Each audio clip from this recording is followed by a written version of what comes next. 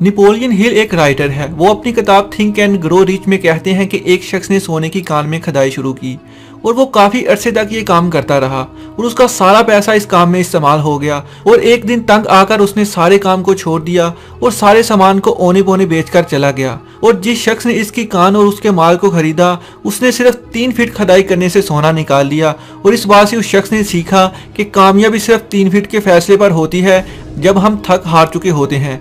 फिर उस शख्स ने ठान ली कि अब की बार मैंने जो भी काम करना है उसको मुकम्मल करके ही छोड़ूंगा।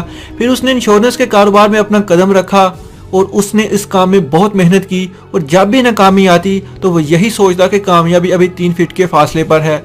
उसने इंश्योरेंस के कारोबार से $1 मिलियन कमाए जो कि शायद वो सोने की कान से भी नहीं कमा सकता था। इसलिए गलतियां करते हुए कभी न डरे। हम एडिसन का नाम तो जानते हैं कि उसने बल्ब बनाया, मगर क्या हमें ये मालूम है कि उसने बल्ब बनाने के लिए कितनी कोशिश की? उसने 1000 बार कोशिश की, हर बार एक नई गलती करता, उस गलती से सीखता और आखिरकार कोशिशों के बाद उसने एक बल्ब भी बना लिया।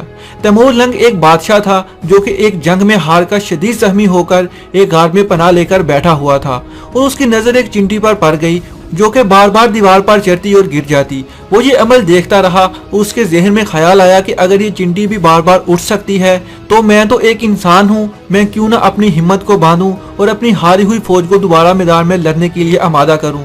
उसने हिम्मत बांधी और अपनी शिकस्त खुर्दा फौज को जीत की तरफ माइल किया और उसने वो जंग जीत ली। साइंसी मैदान में तजर्बात को एक खास अहमियत हासिल है। कहते हैं कि कीमियादान शुरू में सोना बनाने की कोशिश करते थे मगर सोना तो ना बना सके, लेकिन केमिस्ट्री की दुनिया में बेतहाशा नए आलात बन गए जिनकी मदद से आज केमिस्ट्री एक नए मुकाम में दाखिल हो चुकी है। साइंसदानों की तजर्बात और उनकी गलतियां भी एक इल्म का दर्जा रखती हैं जिनसे सीखकर दूसरे साइंसदान नए तजर्बे करते हैं।